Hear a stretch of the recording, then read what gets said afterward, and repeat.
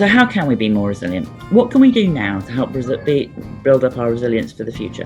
Well, the first thing I would suggest is that you can add to your emergency fund. Usually we would say have 3 to 6 months of your salary in your bank account at all times, so that if there was an emergency, you'd be able to be okay. This year in particular, people have found themselves furloughed, they found themselves having to work without pay, and particularly in some industries like the hotels and hospitality and travel, they found their jobs have just completely disappeared. By having a bigger emergency fund, you can put yourself in a position where if that were to happen to you, you would be okay. You would be financially secure and you'd feel a little bit more in control. The other thing to do is to reconsider your debts. Now, this year has been a very bizarre year, and what I mean by that is nobody is traveling at the moment. So if you are someone who usually goes on holiday and spends money on traveling to see friends and family, it can be really good to look at your budget for this year and say, well, I didn't get to go traveling this year, I didn't get to go and see family members, but what I can do is I can take that money and use that to pay down a chunk of my debt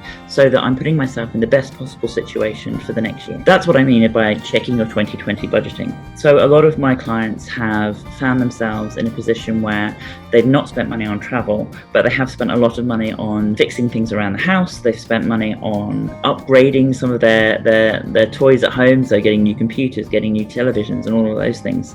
So checking your budgeting and looking at what you actually need to be spending is a really good time to do it. I think towards the end of 2020, we're all starting to feel a little bit over this year. I think in the best possible way, we're all waiting for 2021. So checking what your budget has been this year and working out and extrapolating that over 2021 and saying, well, what can I do to make sure that I'm in a much better position next year than I was this year? It's always a good time to do that, especially towards the end of this year. A lot of people are also taking that opportunity this year to invest where possible. Now, I say where possible. For some people, that's just not in their frame of reference. It's not going to be something that they're able to do, and people can be struggling this year.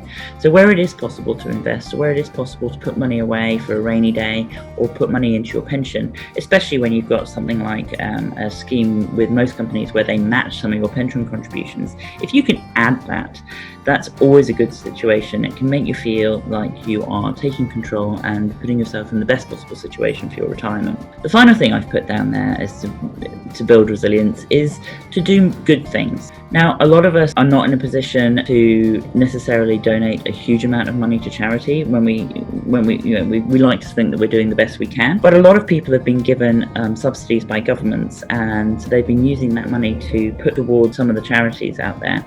Charities in particular this year have really struggled with fundraising. So fundraising events like charity balls and things like the London Marathon that raise an awful lot of money for charities are really struggling at the moment. But to be honest, a lot of what people do for charity, even if you can't afford to give money, what you can afford to do is give time. I think this year we've all had to have a little bit more realistic expectations as to what we're going to be doing and how we want to live our lives. And I know from personal experience that I have spent a lot of this year trying to donate some time and trying to help people, but also being very grateful for what I do have. And I think when it comes to wellness, I think looking at the physical, the mental wellness is a brilliant thing to do, and to have that financial resilience, to put yourself in a position where you are less stressed because you know that your finances are taken care of. That's really absolutely one of the best things you can do. It's something that will always be valuable, and you will be in a position where you will always feel better about things.